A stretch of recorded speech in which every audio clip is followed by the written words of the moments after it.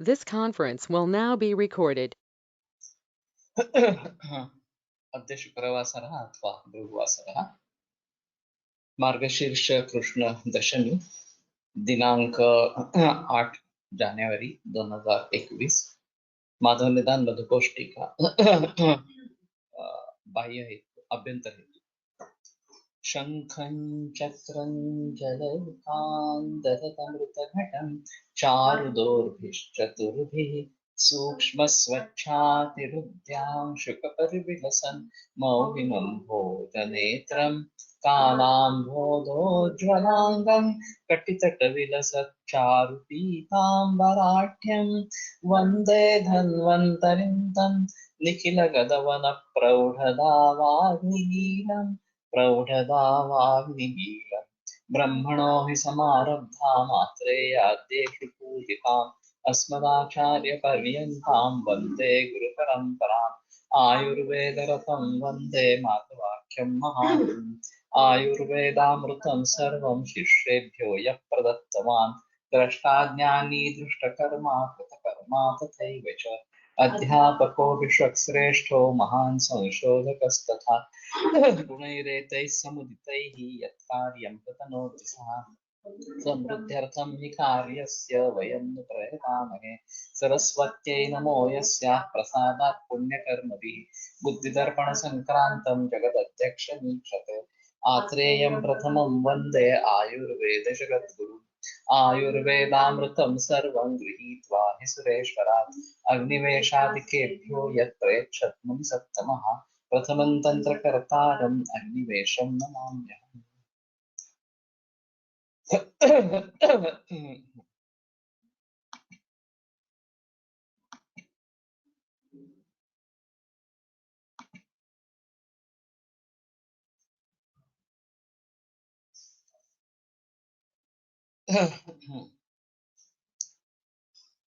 प्रकृति विकृति तो यथा वात प्रकृतिर वातरोगः कृष्णसाध्यो भवति कफपित्त प्रकृतेस्तु सुखसाध्यः।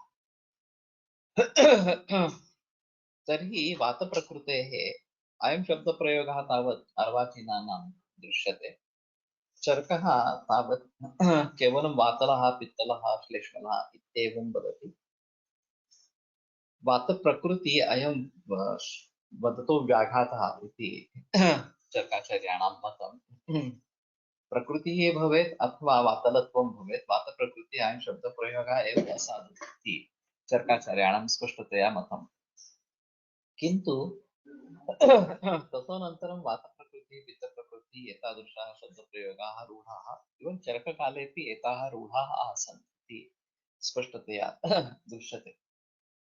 भवतु नाम तो चरकाचार्य के अनुसार वात प्रकृति ये शब्द ही गलत इस प्रकार का है।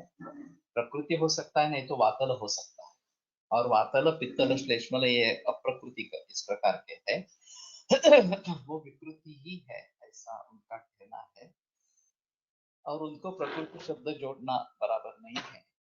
किंतु आगे वाले सभी ग्रंथों में इसके बारे में काफी बहस की गई है, और विदेशों में खास करके प्रकृति के बारे में काफी गलत सहमियां फैली हुई है। और जब भी कोई वैद्य विदेशों में जाता है तो उनको ये सवाल जरूर पूछा जाता है कि मेरी प्रकृति क्या है, व्हाट कॉन्स्टिट्यूशन है मैं। और ज्यादातर लोग जो एक प्रश्नावली है उसके आधार पर कुछ न कुछ उत्तर दे देते हैं, लेकिन आगे उससे कुछ करना नहीं है। उससे आगे आधार पर अगर हम आहार विहार में परिवर्तन बताएंगे तो कार्यकर वास्तव में नहीं होगा, और ये काफी दिक्कत वाली बात हो जाती है। तो जैसे कि मैंने कहा कि ज्यादातर लोग सम प्रकृति ही होते हैं। विषम प्रकृति, वात प्रकृति, पित्त प्रकृति बहुत ही कम लोग हैं, और ये मैंने कई बार इसके बारे में बहस की है। फिर भी ग्रंथों में चंद रेफरेंसेस है, मातलायाम संवासे वगैरह इस प्रकार के, तो जहाँ पे वातल पित्तल इस प्रकार के निर्देश है, तो उनके बारे में कभी कभी सोचना पड़ता है, इतना ही थोड़ा सा है। तो अगर वात प्रकृति या वातल है और उसको वात व्याधि है तो वो ज्यादा तकलीफ देने वाला उसको तो सहजता से होता है और कष्टतर इस प्रकार का हो जाता है। कफ पित्त, कफल श्लेष्मल पित्तल अगर लोग हैं उनमें वात व्याधि हुआ तो वो उतना ज्यादा कष्टकारक नहीं होता। यदा सुखसाध्य लक्षणे चरका न च तुल्य गुण दूष न दोषा प्रकृति। तुल्य गुण दोष दोष और प्रकृति अगर नहीं है तो ये सुख साध्य अथवा सात्विक साध्यत्व का लक्षण है। तो वातल में कहो या पित्त का रोग होना यह सुख साध्य का लक्षण इस प्रकार का है।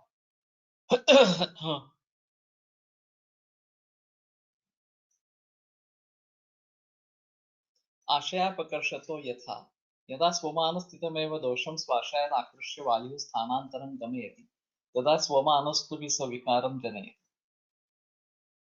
अभी ये एक अलग चीज है आशयापकर्ष गति, जो काफी भिन्न इस प्रकार की है। सामान्यतः ऐसा होता है कि दोष प्रकोपक कारणों से दोष की बढ़ोतरी होती है, दोष में वृद्धि होती है और वो फिर अपना स्थान छोड़कर दूसरे स्थान पे जाता है। तो ये नॉर्मल गति, प्राकृतिक गति उसकी इस प्रकार की है।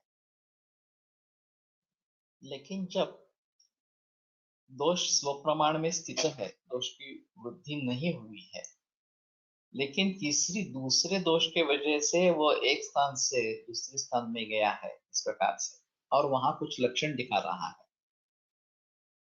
तो ये एक अलग चीज होती है कि जहां स्वमान स्थित दोष भी लक्षण दिखा रहा है इस प्रकार से।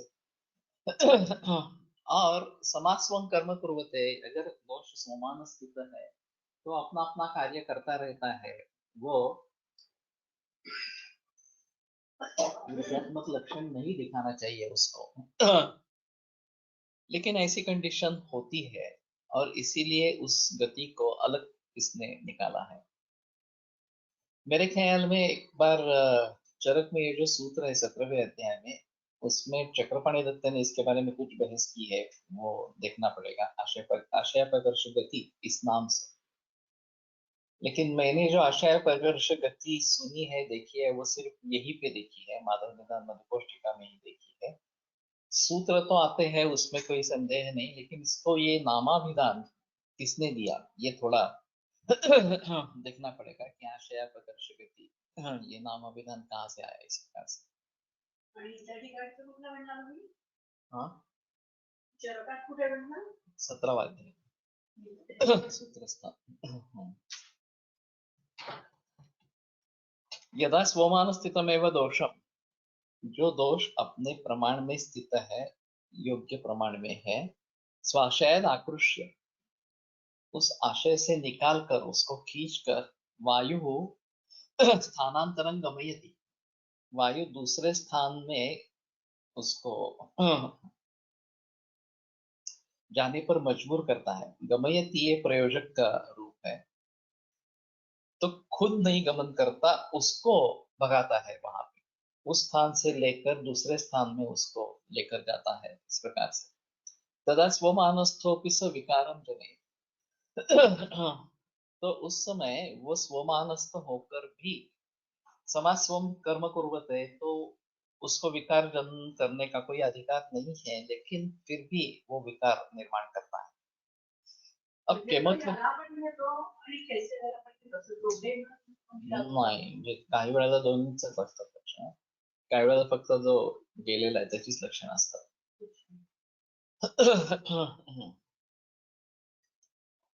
तो इसमें एक बात अहम इस प्रकार की है कि वो स्वमानस्थ है, नहीं तो इसमें और दोष खुद बढ़कर दूसरे स्थान में जाएगा और लक्षण निर्माण करेगा, उसमें कोई प्रॉब्लम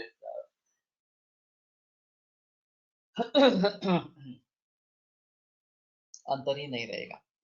लेकिन ऐसी स्थिति नहीं है, वहां दोष बढ़कर दूसरे स्थान में गया है जो नॉर्मल स्थिति है, और यहाँ दोष बढ़ा हुआ नहीं है, सिर्फ उसको दूसरा दोष वायु पर्टिकुलरली दूसरे स्थान में लेके गया है और फिर वो अपने लक्षण दिखाता है, दोष अपने गुणों के अनुसार लक्षण दिखाता है और इसलिए इस गति को अलगता से इस प्रकार से माना है। स्थानादाकृष्य वायु स्थानांतरं गमयति तदा स्वमानस्थोऽपि स विकारं विसर्पति विकारं जनयति। हाँ। तदा वो स्वमानस्थ होकर भी विकार को निर्माण करता है। तो इसकी ये खासियत इस प्रकार का है। यदा चरकः प्रकृतिस्थं यदा पित्तं मारुतः श्लेष्मणक्षये स्थानादादाय गात्रेषु यत्र यत्र विसर्पति तदा भेदश्च दाहश्च तत्र तत्र अनवस्थितः गात्रदेशे भवत्यस्य श्रमो दौर्बल्यमेव च। तो श्लेष्मणः क्षये सति, कफक के क्षय होने पर, ये सती सप्तमी की रचना है। यदा मारुतः प्रकृतिस्थं पित्त, जब वायु प्रकृतिस्थ पित्त को स्थानादादाय गात्रेषु यत्र यत्र विसर्जित, अपने स्थान से लेकर जहां जहां लेकर उसको घूमता है, पसर फैलता है, तदा भेदश्च दाहश्च तत्र तत्र अनवस्थितः, तो तब वहां भेद और दाह ये लक्षण स्थिर रूप से नहीं रहते हैं, अनवस्थित रहते हैं। थोड़ी देर होते हैं, फिर जाते हैं, फिर होते हैं, फिर जाते हैं, इस प्रकार से।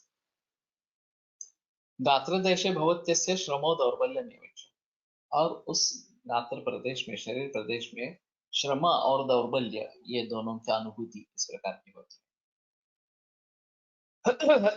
अब सवाल ये है कि वायु उसको लेके जा रहा है, वायु भी वहां पे है इस प्रकार से, और वायु के लक्षण कुछ है, भेद है। श्रम और दौर्बल्य ये वायु के लक्षण इस प्रकार के हैं। लेकिन दाह लक्षण क्यों हुआ? दाह लक्षण तो वायु के जरूरी नहीं होता है, वो पित्त का लक्षण। लेकिन ये पित्त का लक्षण यहाँ पे दिखाई दे रहा है, और वास्तव में पित्त समस्थित है, वो बढ़ा हुआ नहीं है। तो अगर वो बढ़ा नहीं हुआ है तो वो दाह लक्षण क्यों निर्माण कर रहा है, ये एक अहम चीज इसमें है। अस्य प्रयोजनं वातस्यैव तत्र विगुणस्य स्वस्थानानयनं कार्य। ये आशय प्रकर्ष गति का प्रयोजन क्या है कि जो वात है उसको ही स्वमानों में लाना, स्व स्थान में लाना है। स्वस्थानानयनं कार्यं न तो पित्तस्य ह्रासनं, पित्त का ह्रास करना है ऐसा नहीं है। अभी उसका भी मूल कारण श्लेष्मणः क्षयः ये है कि कफ का क्षय हो गया, इसलिए वहां पे एक अवकाश निर्माण हो गया, और उस अवकाश को भरने के लिए वायु पित्त को वहां लेके गया, ऐसी ये स्थिति है। अभी ये वैक्यूम के कारण जनरेशन होने वाला इस प्रकार का है, और एक दोष का क्षय और दूसरे दोष को वहां पे लाकर उसकी आपूर्ति, ये यहाँ पे महत्वपूर्ण इस प्रकार का है। तो कफ का क्षय नेमकं काय होतंय तुम्ही?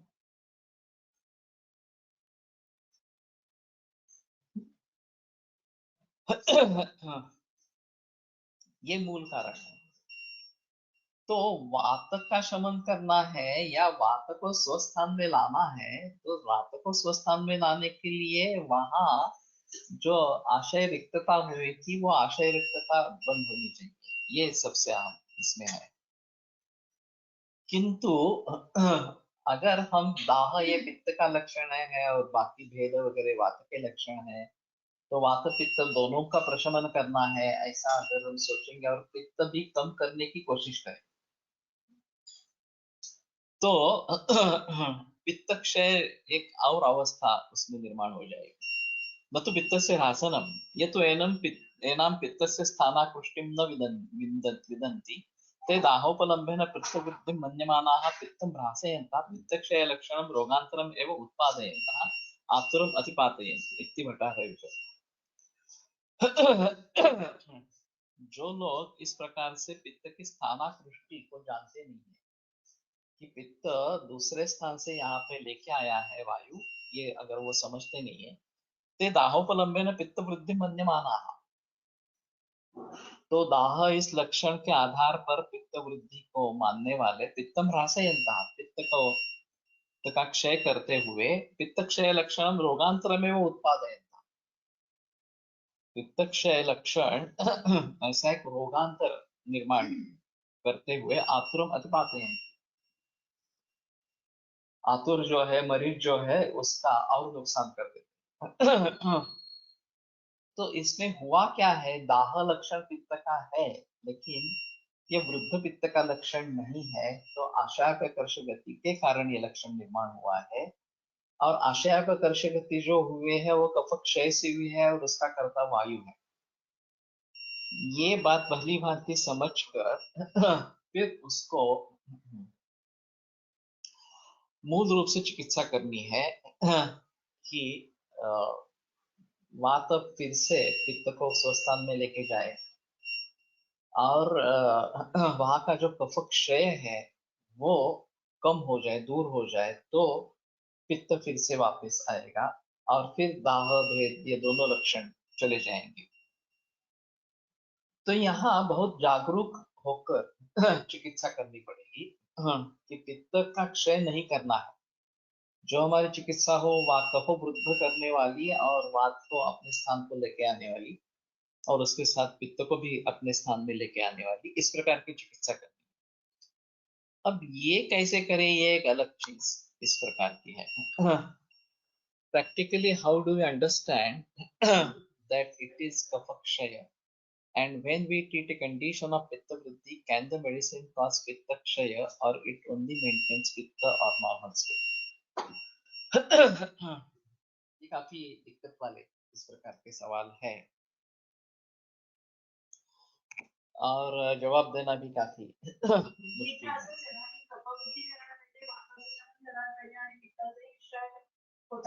हाँ, बराबर। वास्तव में ऐसा होता है कि जो भी सभी संप्राप्तियां वगैरह लिखी गई है ग्रंथों में सभी रोगों के बारे में, वो वृद्ध दोष से संप्राप्तियां लिखी गई है, क्षीण दोष से संप्राप्तियों के बारे में बहस नहीं की गई है। और सिर्फ एक मामा गोखले का ऐसा मत था कि क्षीण दोष से व्याधि नहीं होते, केवल वृद्ध दोषों से ही व्याधि होते हैं। और वो उसके लिए बताते थे कि क्षीणा जहति लिंगम स्मो, कि क्षीण दोष अपने लक्षणों को छोड़ देते हैं। तो जिनको अपने लक्षण व्यक्त करने की भी ताकत नहीं है, वो रोग क्या निर्माण करेंगे, ऐसा उनका कहना था। लेकिन वेणुमाधव शास्त्री जोशी, बागेवाड़ीकर, कोटककर सर, इन सभी का कहना था कि नहीं, पंचविंशति मित्येवं विद्धि क्षीणैश्च तावतः, ये डायरेक्ट निर्देश है कि 25 या 25 प्रकार वृद्ध दोषों से होते हैं, उतने ही क्षीण दोषों से होते हैं। और वैसे संसर्ग संधिपात तद्वित्त क्षय कोपतः, संसर्ग और संधिपात इन दो दो दोष, तीन तीन दोषों के क्षय और वृद्धि दोनों से होते हैं। तो ग्रंथ में साक्षात निर्देश है कि क्षीण दोषों से हस्तपाददाह ही संप्राप्ति करू शकते, अगर उसमें वात प्राधान्य ही है और पित्त अनुबंधी है, ये एक उसमें आम चीज हो सकती है। अनुबंध्य और अनुबंध ये एक अलग विचार है और आशयापकर्ष ये एक अलग विचार है। अगर ये यहाँ पे आशयापकर्ष गति से सोचना होगा तो कफक्षय अवस्था है और इसके दाह के साथ भेद वगैरह, श्रम, दौर्बल्य, ये भी लक्षण होने चाहिए। अगर ये लक्षण नहीं है और सिर्फ दाह है और वो वात के अधीन है, तो वात का शमन करने से दाह का शमन हो जाएगा, ऐसा हस्तपाद दाह के बारे में सोच सकते हैं। हाँ, तो बागेवाड़ीकर वगैरह सभी का ये कहना था कि क्षीण दोष से व्याधि निर्माण होते हैं। वो बताते थे कि कुरुते ही रुचिन दोषा विपरीत समानयो वृद्धा क्षीणाष्ट भूष्टम लक्ष्यन्ति अबुधास्मिन्, कि वृद्ध और क्षीण दोष विपरीत और समान की इच्छा व्यक्त करते हैं और अबुध जो मूर्ख व्यक्ति है वो जानते नहीं है इस प्रकार से। और दूसरी चीज ऐसी है कि लिंगं क्षीणे निलिंगस्य साधवत्वं भाषितहितं संज्ञामोहस्तथा श्लेष्मो वृद्धिक्तामय संभवः, ये जो बात कही गई है कि वातक क्षीण हो जाए इस प्रकार से, तो उसके जो वातक के जो कर्म है वो नहीं होंगे इस प्रकार से, और कफत वृद्धि जैसे लक्षण दिखेंगे। लेकिन ये शुरू की अवस्था में होगा। वास्तवतः ऐसा होता है कि अगर हम लंघन करते हैं तो उससे वात वृद्धि होती है शुरू में, लेकिन ऐसा ही लंघन चालू रहेगा और कफ का भी क्षय हो जाएगा। वात की वृद्धि होगी लेकिन कफ का क्षय हो जाएगा। लेकिन लंघन चलता रहेगा तो वात का भी क्षय हो जाता है। लिंगन क्षणे निलंगस्य साधः, या अंग साध अल्प भाषित अहितम, तो उनका बोलना, उनकी क्रिया, ये सब कम हो जाते हैं इस प्रकार से। ये क्यों कम हो जाते हैं? क्योंकि उनमें शवात में शक्ति ही नहीं है ये सब करवाने के लिए, और ये वातक क्षय के कारण इस प्रकार का हो रहा है। तो अनशन जब करेंगे पूरी तरीके से और ज्यादा दिन तक करेंगे तो निश्चित रूप से ये दोष क्षय की ही अवस्था है, दोष वृद्धि की अवस्था नहीं है। शुरू में वातु वृद्धि की अवस्था रहेगी, लेकिन बाद में सभी दोषों का क्षय होता जाएगा, क्योंकि अन्न से ही उनका पोषण होता रहता है। अन्न ही नहीं रहेगा तो दोष का पोषण भी नहीं होगा। तो कहने का मतलब ये है कि रस दोष संबंध एक बताया गया है जो महाभूतों पे आधार पर है, और महाभूत और दोष संबंध बतलाया गया है। अब स्थिति ऐसी है कि मधुर रस का अधिक सेवन हो गया तो ये अवस्था कफ को निर्माण करने वाली और पित्त और वात का शमन करने वाली, इस प्रकार का मधुर रस का कार्य है। तो मधुर रस से जो दोष स्थिति शरीर में निर्माण होगी वो वातक क्षय वाली परिस्थिति, वात और पित्त क्षय वाली परिस्थिति निर्माण होगी, कफ वृद्ध और वात पित्त क्षय, ऐसी अवस्था होगी। लेकिन हम उसको नजरअंदाज कर देते हैं, वात पित्त क्षय को, सिर्फ मधुर रस से कब बढ़ रहा है इतना सोचते हैं। वैसे ही कटु रस से वात पित्त की वृद्धि होगी और मधुर कफ का क्षय होगा, लेकिन उसको हम फिर वात पित्त की वृद्धि के बारे में सोचते हैं, कफ के क्षय के बारे में सोचते ही नहीं। तो रस दोष संबंध एक बड़ी चीज है। और ये सिर्फ एक दोष पे ऊपर काम नहीं करता, प्रायः तीनों दोषों पर काम करता है। तो इस अवस्था में जो दोष वैषम्य निर्माण होगा वो केवल वृद्ध दोष रूप वैषम्य नहीं निर्माण होगा। कोई दोष बढ़ रहा है, कोई दोष कम हो रहा है, इस प्रकार की वो स्थिति रहेगी। लेकिन हम समझने के तरीके के लिए सिर्फ वृद्ध दोषों को लेकर संप्राप्ति के बारे में सोचते हैं। और फिर यही कारण है कि ग्रंथों में वृद्ध दोषों से ही संप्राप्ति बताई है, लेकिन क्षीण दोषों की भी संप्राप्ति होती है, और क्षीण दोषों से भी व्याधि होते हैं। वैद्य आनंद करने उनका पूरा जीवन इस बात को सिद्ध करने के लिए व्यतीत किया, क्षीण दोष से व्याधि होते हैं। की किताब भी है कि ये क्षीण दोष व्याधि निर्माण कैसे करते हैं वगैरह के बारे में। तो जब हमारे सामने मरीज आए तो हम कैसे समझे कि ये समपित्त है और फिर भी दाह लक्षण कर रहा है, और ये वृद्ध पित्त है इसलिए वहां दाह लक्षण हो रहा है। तो उसके बारे में दो तरीके से सोचते हैं। अगर ये आशयापकर्ष गति के उदाहरण जो भी दिए गए हैं उनमें वो मरीज बैठता है, सिर्फ उस दोष के लक्षण नहीं है, दूसरे दोष की भी लक्षण है, वात के भी लक्षण है, फिर भी ये संभावना हो सकती है कि वात पित्त संसर्ग होगा, वात और पित्त मिलकर लक्षण निर्माण कर रहे हैं, दोनों के लक्षण दिखेंगे। वो संसर्ग और आशय अपकर्ष गति, इसमें भेद कैसे करना है? तो कफक्षय के लक्षण होने चाहिए। अगर इस प्रकार में अगर सोचना है ये आशयापकर्ष गति की स्थिति है, तो कफक्षय के लक्षण दिखने चाहिए। कफक्षय के लक्षण दिख रहे हैं और वात और पित्त को दोनों के वृद्ध के लक्षण जैसे दिख रहे हैं, तो शायद ये आशयापकर्ष गति के बारे में सोच सकते हैं। और फिर कफ वृद्ध करना, ये वहां पे अहम चिकित्सा है। कफ वृद्ध करते समय जो गुरु स्निग्ध इस प्रकार के गुण हम प्रयोग में लाएंगे, उससे वात का शमन हो जाएगा और कफ बढ़ जाएगा। लेकिन अगर कफ का शमन करने के लिए उष्ण गुण हम प्रयोग करेंगे, तो उष्ण गुण से पित्त भी बढ़ेगा, वात का शमन तो होगा, लेकिन उष्ण गुण वैसे करना ही नहीं है, क्योंकि हम कफ को वृद्ध करने वाले हैं। तो कफ क्षय के हिसाब से देखा जाए, तो स्निग्ध, शीत, गुरु, इन गुणों का प्रयोग करके जिस प्रकार से हम उसको बढ़ावा देंगे, कफ को बढ़ावा देंगे और वात का शमन करेंगे और पित्त के बारे में कुछ सोचेंगे। लेकिन ऐसा भी हो सकता है शीत गुण का हम प्रयोग कर रहे हैं, तो शीत गुण से पित्त का क्षय हो जाएगा। तो ये शुद्ध चिकित्सा कहाँ रहेगी? ये एक अहम चीज इसमें है, लेकिन ये बहुत माइन्यूट लेवल पे है। अब जब कैंसर जैसे विकारों में केमोथेरेपी दी जाती है, रेडिएशन दिया जाता है इस प्रकार से, रेडिएशन लोकल है। अभी केमो एम्बोलाइजेशन वगैरह, ये भी टारगेटेड थेरेपी, ये भी लोकल इस प्रकार की। तो उससे कफक्षय होना और पित्त वृद्ध होना, वात बढ़ना, ये चीजें हो सकती है।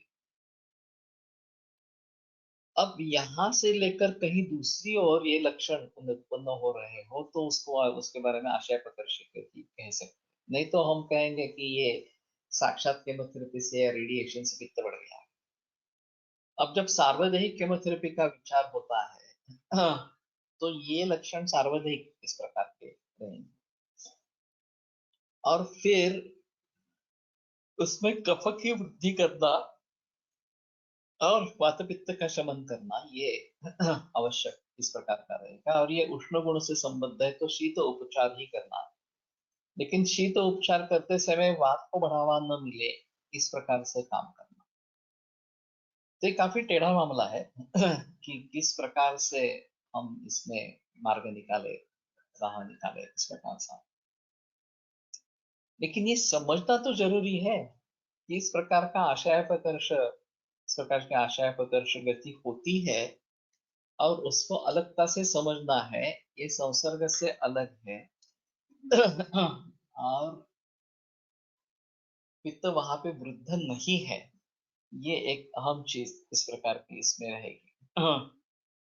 पण इथे आशयाचं नाव दिलंय, तर मग ते दोषांच्या स्तरावर होतंय का पुढचं काहीतरी त्याच्यामध्ये येतं? आशयाचा संबंध आहेच ना, एक स्थान से लेकर दूसरे स्थान में लेके जाते हैं, तो मूल स्थान से पित्त निकल गया है, ऐसा है।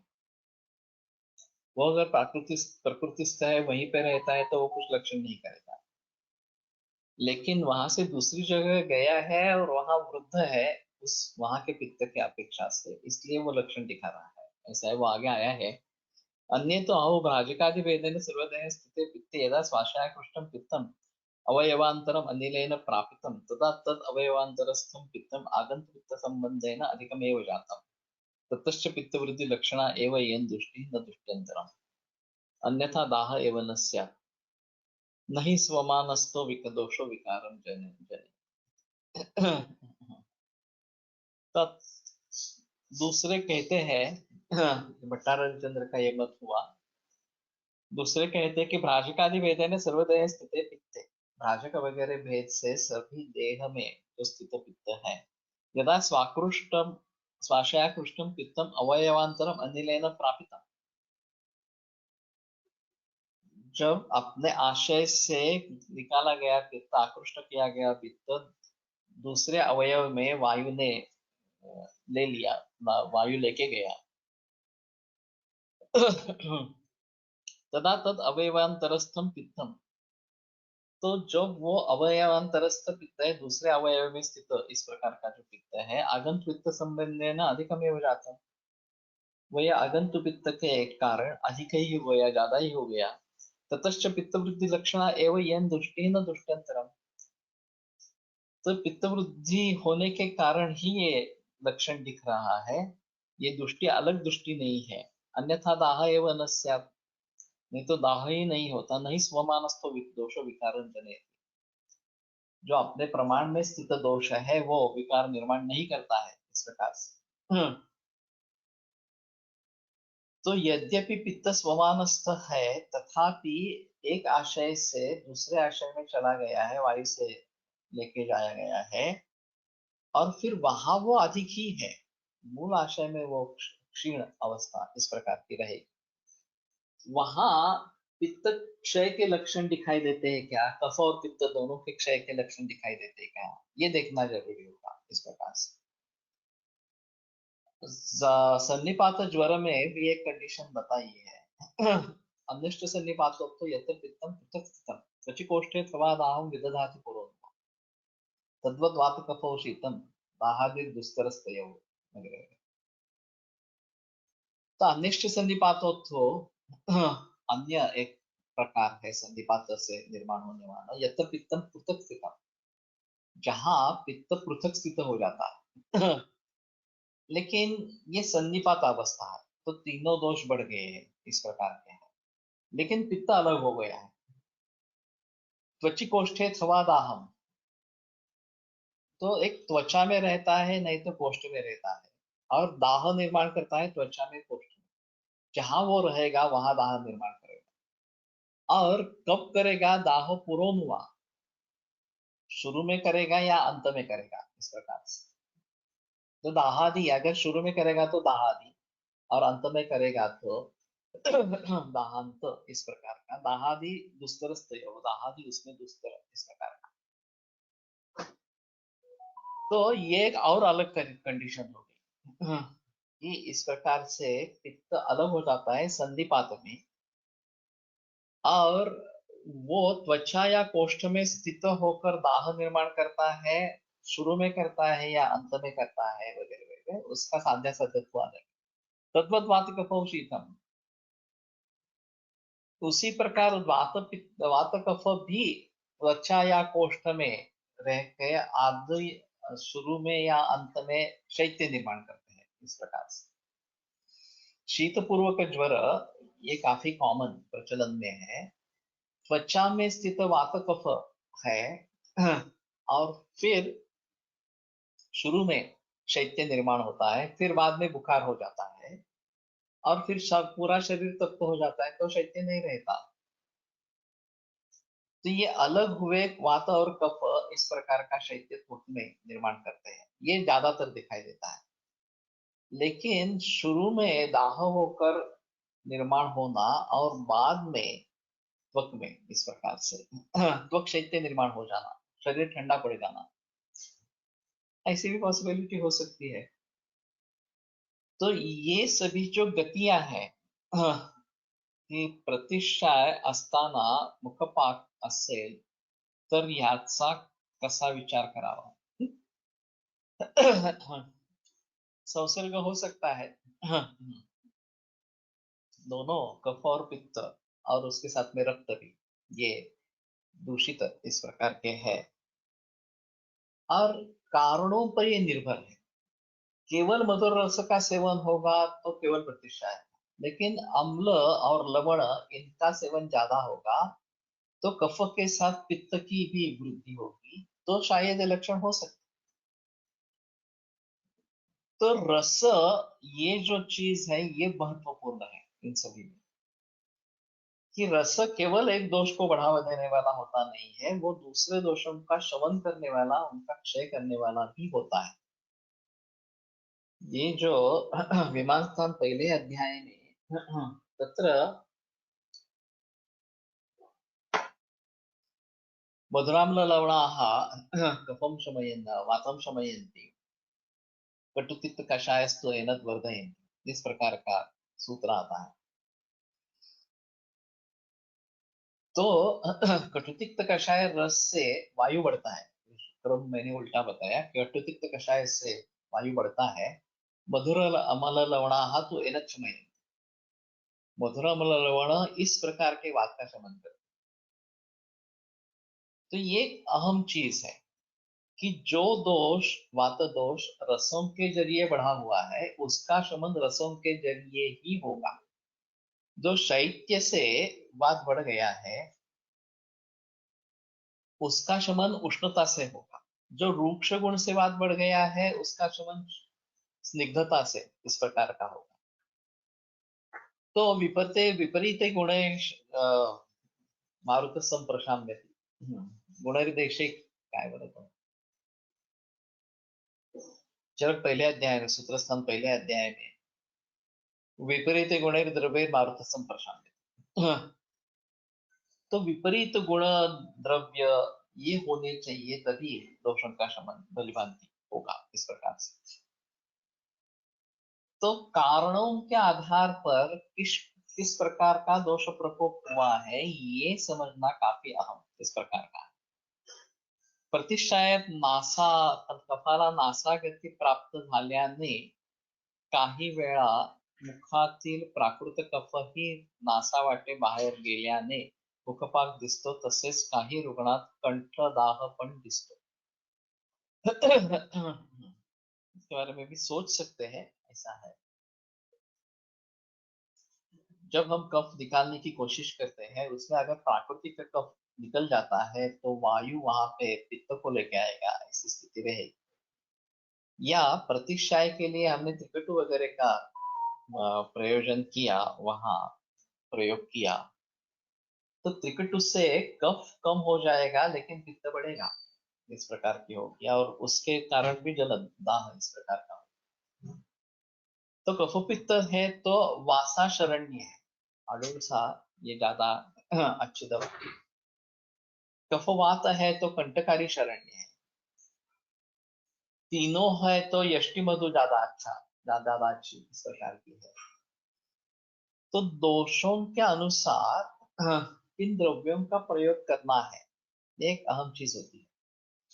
फणसलकर जी जब पाठा मिश्रण के साथ में कंटकारी का प्रयोग करते, गुरुची का प्रयोग करते, शतावरी का प्रयोग करते, वासा का प्रयोग करते वगैरह वगैरह इस प्रकार से, तो उसमें ये विचार जरूर रहेगा कि दोष कौन सा है, कौन से दोष है। कफपित्त है तो वासा कल्प प्रयोग करना है, हमने उनको अटुष कल्प बना के दे दिया और पहली ही बार बना, कभी तब तक बनाया नहीं था। तो वो देखने के बाद बहुत प्रसन्न हुए। तो मैंने कहा अटुष चूर्ण और अटुष कल्प इसमें फर्क क्या होगा प्रयोग करने में। तो उन्होंने जवाब दे दिया कि ये शर्करा कल्प होने के कारण शीघ्र रसगत हो जाता है, नावास जो है सलाइवा से तुरंत घुल मिल जाता है, तो ये जल्दी असर करेगा और अग्नि संस्कार का भी परिणाम है, वो भी पचन के लिए अच्छा रहेगा इस प्रकार से। तो हमने बहुत सारे कल्प बनाए, दुर्वा कल्प प्रचलन में लाया, फिर कट्टकारी कल्प प्रचलन में लाया, गुरुची का कल्प किया, बला का कल्प किया। तो ये अग्नि संस्कार के जरिए लघु होते हैं, शीघ्र घुल मिल जाते हैं शर्करा होने के कारण। तो कहने का तात्पर्य अर्थ है कि वास्तव में स्थिति क्या है ये भली भांति देखने की कोशिश करें, और इसमें कई वेरिएबल्स हैं। पूरी तरीके से इसके बारे में विचार करना ये काफी मुश्किल होता है। तो फणसलकर की खासियत थी इस प्रकार से संयोग बनाना कि कौन से द्रव्य इकट्ठा करने हैं, इसके बारे में उनके मन में विचार रहता था और बहुत सूझबूझ कर कॉम्बिनेशन करते थे। और प्राय करो त्यवरातरात कर्मान्य विशेषण, कम से कम एक दिन में तो राहत मिलनी ही है। एक तो सद्यो भी फल मिलता है, सद्य फलदायी भी होता है, नाही तो कम से कम एक दिन में तो होणार आहे. काही पेशंट मध्ये जेवण केल्यावर लगेच कफ पडतो, तर त्याचा विचार कसा करावा. ये तो स्पष्ट है कि बढ़ोतरी होती है भोजन के उपरांत कफ की. अगर ज्यादा कफकारक इस प्रकार का अन्न सेवन करेंगे तो ये बढ़ोतरी ज्यादा होगी और कफ निकलता रहेगा इस प्रकार से. मैंने एक साइक्लिक वोमिटिंग सिंड्रोम की केस बताई थी. एक पेडिट्रिशियन का बेटा था, 6 वर्ष का, और उसका कहना था कि हर 3 महीने के बाद उसको उल्टी होती रहती है, 2-3 दिन उल्टी होती है, कफ निकलता रहता है, और कुछ भी दवा दे दो, कुछ भी करो, कुछ भी फायदा नहीं होता. वो जब अपने आप मिट मिट जाता है, शांत हो जाता है, तो फिर 2-3 महीने अच्छे निकल जाते हैं. तो मैंने जब हिस्ट्री ली तो बहुत सारे कफकारक पदार्थ खा रहा था, कफ का संचय हो रहा था, और एक दिन उसका आउटबर्स्ट हो रहा था. 2-3 दिन चलता था, लेकिन ये अच्छी बात थी कि कफ निकल जाने के बाद तो स्वस्थ हो जाता था. तो मैंने उसको फिर परहेज के बारे में बताया, और ये सिंड्रोम चला गया, साइक्लिक वोमिटिंग सिंड्रोम. ये जो सिंड्रोम बता रहे थे वो चला गया इस प्रकार से. तो रस के बारे में ज्यादा सोचना है. अभी रस, वीर्य, विपाक, प्रभाव, ये 4 बाह्य सृष्टि में जो पदार्थ है उनके बारे में हमें सोचने हैं. उसमें ये एक चीज अहम इस प्रकार की रहेगी कि आहार रस प्रधान है, और फिर उसके बारे में हमें सोचना पड़ेगा. मिर्च या जो ज्यादा ही तीखे इस प्रकार के पदार्थ है, मरीच वगैरह जो है व्यंजन स्वरूप में जो है, उसमें एक वीर्य प्रधानता इस प्रकार की है. वो खास करके कटु रस में और बाकी कुछ चीजों में दिखेगी. शीत वीर्य एक कुछ अहम चीज इस प्रकार की है, जो कुछ ठंडे द्रव्य में इस प्रकार का दिखेगा.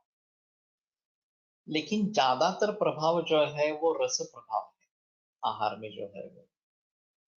तो इसलिए कोलटकर सर ने ये 6 रसों में विभक्त करके केस पेपर बनाया, और जो सामान्य रूप से प्रयोग में आने वाले पदार्थ है उनको लिखा था वहां पे, और उनके बारे में टिक मार्क करते जाएंगे. तो ये मधुर रस का ज्यादा सेवन कर रहा है, तिक्त रस का ज्यादा सेवन कर रहा है, इसके बारे में हमें पता चले, और फिर उसके आधार पर दोष स्थिति किस प्रकार की बने इसके बारे में सोचेंगे. अब आर्टिफिशियल इंटेलिजेंस लगा के इसके बारे में थोड़ा गहराई में जाकर सोच सकेंगे कि क्या क्या पॉसिबिलिटीज है, ये तो हमारे सामने आए.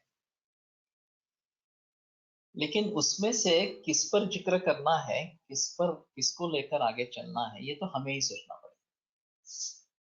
इतने सारे विकल्प सामने आने के बाद कंफ्यूजन हो जाना, अरे बाप रे, किस प्रकार से सोचेंगे, क्या होगा वास्तव में. तो बार बार मुझे फणसलकर जी का वो वक्तव्य सामने आता है कि एग्जैक्टली क्या हुआ है, ये समझ पाना कितना मुश्किल इस प्रकार का है, वो समझो. और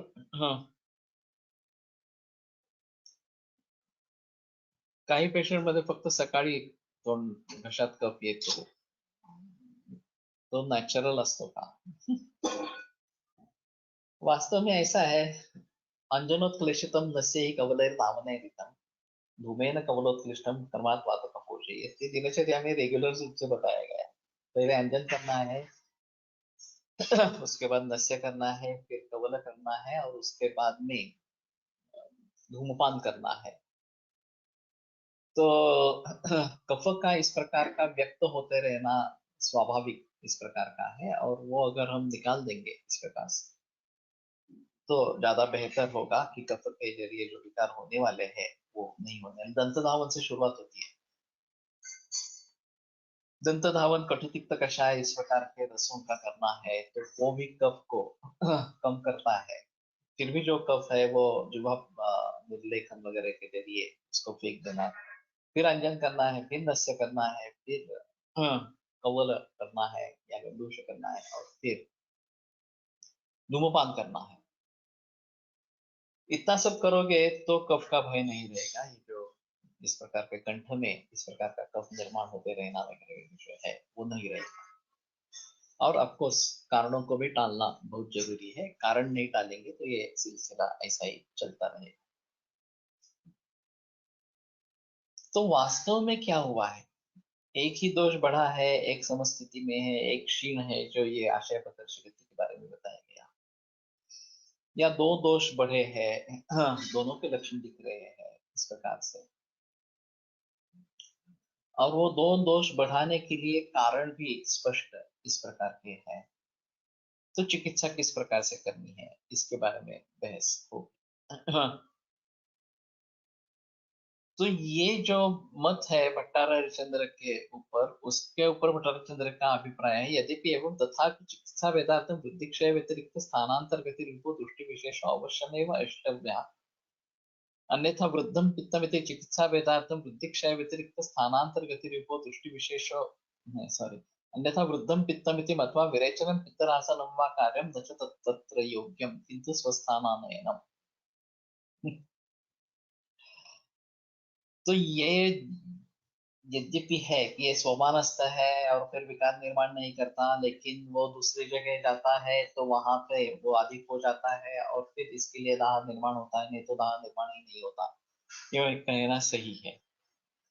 फिर भी तथापि चिकित्सा भेदार्थम, चिकित्सा के भेद के लिए वृद्धि क्षय व्यतिरिक्त स्थानांतर गति रूप, वृद्धि और क्षय व्यतिरिक्त एक स्थानांतर गति रूप दृष्टि विशेष निश्चित रूप से देख लेना चाहिए, समझ लेना चाहिए। अन्यथा वृद्धम पित्तमिति मत्वा विरेचन पित्तनाशनम वा कार्यम, नहीं तो दाह लक्षण है, पित्त वृद्ध है तो विरेचन या पित्तहासन इस प्रकार का करना है, न च तत्र योग्यम, लेकिन वो वहां पे सही नहीं है कि पित्त समस्थिति में वो तो पित्त क्षय की अवस्था उत्पन्न करेगा। किंतु स्वस्थानानयनम, किंतु उसको अपने स्थान में लाना है, यही उसमें चिकित्सा इस प्रकार की।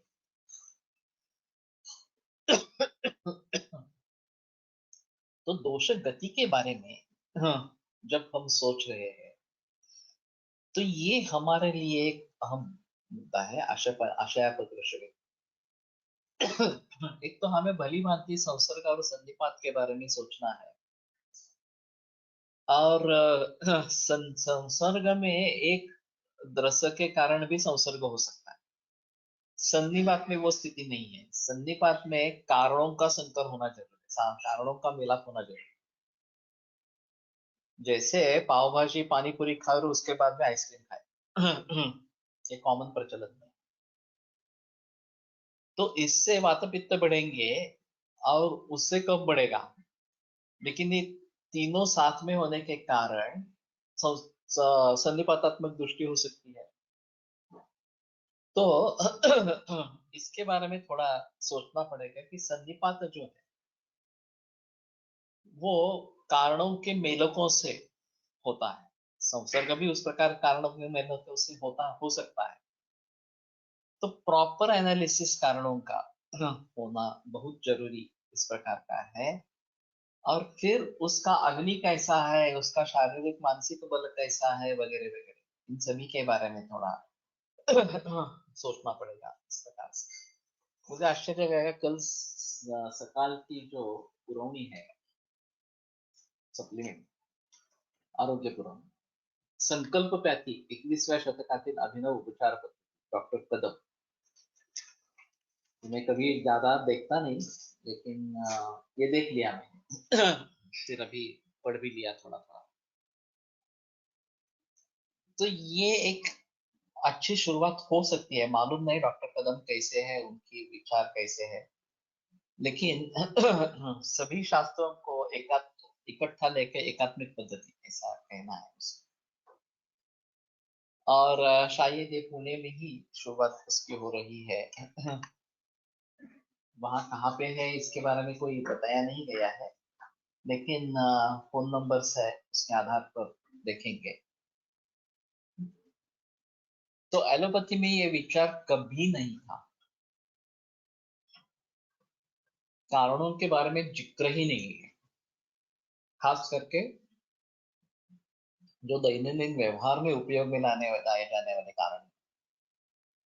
हाँ, इन्फेक्शियस डिसीजेस के लिए सूक्ष्म जंतुओं के बारे में विचार है, लेकिन खाना पीना, आहार विहार वगैरह के बारे में, मानसिक कारणों के बारे में कुछ भी विचार नहीं है। इसमें प्राइमा से ऐसा लग रहा है कि इन सभी के बारे में भी ये सोचने वाले हैं और आयुर्वेद को भी लेके जाने वाले हैं। मैं जो अभी cancer holistic guidance forum establish करने जा रहा हूँ, उसके वेबसाइट का कार्य चल रहा है। तो उसमें वही संकल्पना है कि केवल एलोपैथी को लेकर कैंसर में काफी नुकसान हुआ है, मूल रूप से उसकी चिकित्सा हो ही नहीं रही। प्रिवेंशन के बारे में सिर्फ अर्ली डिटेक्शन, इतनी प्रिवेंशन की संकल्पना मर्यादित इस प्रकार की है। तो कोई मतलब नहीं है, मूल रूप से कैंसर उत्पन्न ही न हो इसके बारे में कुछ सोच ही नहीं है। उत्पन्न हो जाए तो ज्यादा से ज्यादा जल्दी से जल्दी उसका डायग्नोसिस हो जाए, ताकि सर्जरी, केमोथेरेपी, रेडिएशन जो जो चिकित्सा है वो जल्दी शुरू हो जाए, तो उससे नतीजे अच्छे आएंगे। इस प्रकार की सोच है, तो ये सोच ही गलत है। लेकिन संकल्पपैथी ये नाम उन्होंने दिया है।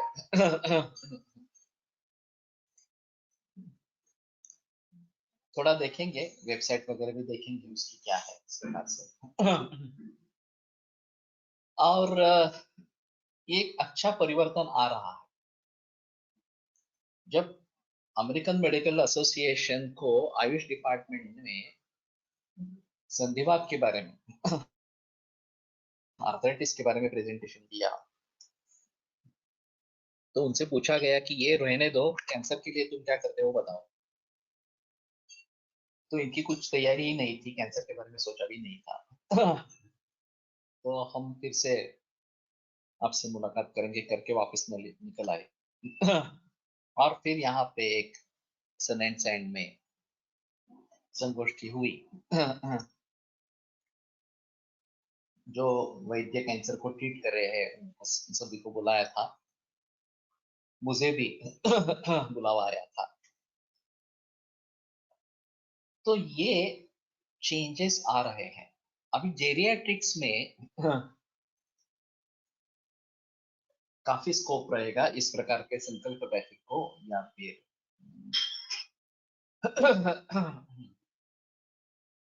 होलिस्टिक अप्रोच को, क्योंकि ये मामला सीधा अर्थ कारण से जुड़ा है। विदेशों में सीनियर सिटीजन होम्स है और उनका खर्चा सरकार उठाती है। और ये दिन ब दिन खर्चा बढ़ता जा रहा है, सेहत बिगड़ती जा रही है। और अगर वहां पे प्रिवेंशन के बारे में कुछ हो सकता है तो सरकार का पैसा बचेगा और इसलिए लोग इसमें आ जाएंगे। या फिर रोगों की ट्रीटमेंट करने के बारे में भी अगर हम सस्ता ऑप्शन दे सकते हैं, जैसे कि या आर्थराइटिस की समस्या होती है, इंसोम्निया की समस्या होती है, पचन बंद हो जाता है और कॉन्स्टिपेशन ये समस्या होती है, इनका हम अगर भली भांति उपाय कम पैसों में दे सकेंगे तो वो हमारे यहाँ आकृष्ट हो सकते हैं और फिर उसके जरिए आयुर्वेद विदेशों में जा सकता है। आयुर्वेद और योग ये साथ में इसमें जाएंगे तो काफी फायदा करेगा। तो इसके बारे में जरूर सोचना है कि जो, और पहले हमारे लिए जो काम में आएगी वो इंश्योरेंस कंपनी, क्योंकि उसमें इंश्योरेंस कंपनी का भी मुनाफा है। अगर क्लेम्स कम हो जाते हैं तो इंश्योरेंस कंपनी को फायदा होता है, और अगर प्रिवेंशन रोगों का हो जाता है तो इंश्योरेंस कंपनी को 100% फायदा होता है। तो वो इसके लिए सपोर्ट कर सकती है इस प्रकार से। तो फिलहाल ये नया ट्रेंड आ रहा है, ये अच्छा सुझाव है, अच्छी बात है। उसको हम किस प्रकार से आगे बढ़ावा दे सकते हैं? लाइक माइंडेड पीपल अगर है सचमुच में, अभी मुझे मालूम नहीं ये आयुर्वेद को अभी लोग मान रहे हैं इसलिए ये कर रहे हैं, या सचमुच आयुर्वेद के बारे में उनके मन में प्यार है, वो अलग चीज है। तो देखने के बाद ही पता चलेगा, जब थोड़ा गहराई में जाएंगे तो थोड़ा पता चलेगा इस प्रकार से। लेकिन इसके बारे में सोचना पड़ेगा। तो कहने का तात्पर्य अर्थ ये है कि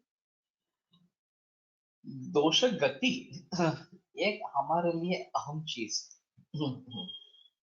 जब हमारा पूरा शास्त्र ही दोषों पर निर्भर इस प्रकार का है, रोगस्तु दोषो वैषम्यम ये कहा गया, तो इसके बारे में काफी बहस होनी चाहिए, काफी उदाहरण साथ आने चाहिए।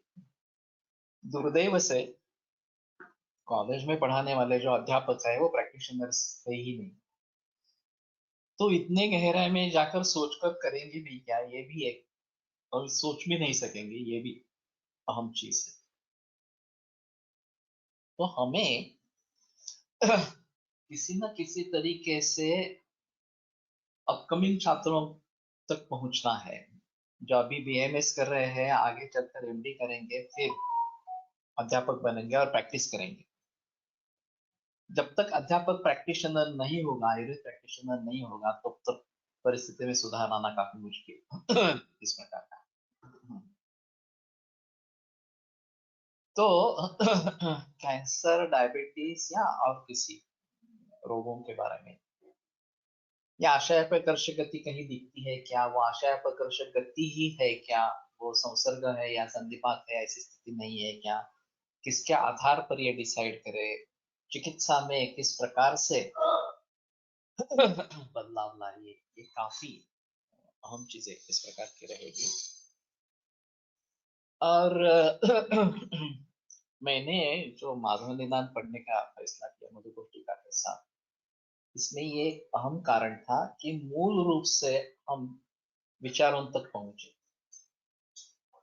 मैंने काफी बार माधव निदान मधुकोटिका लोगों को पढ़ाई है, सिखाई है, लेकिन वो काफी पुराना जमाना था, करीबन 30-35 बरस पहले ये काम ज्यादा मैंने किया था। फिर बाद में मुझे ज्यादा मौका नहीं मिला है पढ़ाने का,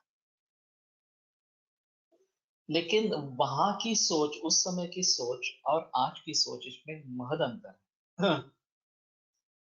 जब मैं अब इसको आयुर्वेद तत्वज्ञान समझने के लिए सोच रहा हूँ, पढ़ा रहा हूँ इस प्रकार से, तो मेरा अध्ययन बढ़ता रहता है। और जो केवल मुझे फायदा नहीं करता, सभी लोगों को फायदा करता है।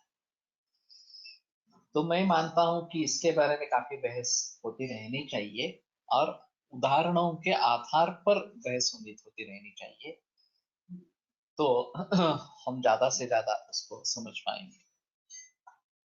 तो आगे ये एक यच्च उत्तम चरकेण क्षय स्थानं च वृद्धिश्च विज्ञाय त्रिविधा गति तत्प्रायिकमिति। तो ये प्रायिक है, सभी जगह सिर्फ इतनी ही गतियां रहती है, ऐसी नहीं है। तो ये ग्रंथकर्ता का दोष इस प्रकार से दिखाया गया है, लेकिन ग्रंथकर्ता तो दोष नहीं देते हैं, ये सामान्य विधान हो गया, इस प्रकार से बताया गया है। अब कोई टीकाकार इस सूत्र को लेकर भी आशय अपकर्ष गति कैसी उस प्रकार से उसमें फिट हो जाती है, ये भी बता सकेगा। जैसे भी भट्टारकेंद्र के बारे में जो बाकी लोगों ने बहस की है इस प्रकार से। लेकिन ठीक है, ये भी बहुत अहम चीज है, क्षय स्थान दोषाणां त्रिविधा गति वगैरह वगैरह है। तो कल का पूरा लेक्चर उसी में चला जाएगा। केवल क्षयस्थान वृद्धि इस गति पर। त्रिविधा चापरा कोष्ठ शाखा मर्मास्थ संधिषु, इसके बारे में 2 लेक्चर्स शायद होंगे अगले हफ्ते में। मैंने काफी बार इसके बारे में बहस की है, बताया है, लेकिन फिर भी ये विषय बहुत महत्वपूर्ण है और उसके बारे में बताता जाऊंगा। अभी रुकते हैं। आयुर्वेद प्रकांडो निगदित इह हि शल्यतंत्र प्रधानः शिष्येभ्यः शाश्वतोऽयं निखिलजनकृपा व्याप्तचित्तेन येन आयुर्वेदस्य वाञ्छन् पुनरपि भुवने ताञ्च सुष्ठु प्रतिष्ठां श्रेष्ठं धन्वन्तरिं तं प्रणमति च सदा वैद्यवर्गो हि नूनम् वैद्यवर्गो हि नूनम्। विरम्यते व्याख्यानव्यापारात्। श्वः पुनरपि मिलिष्यामः।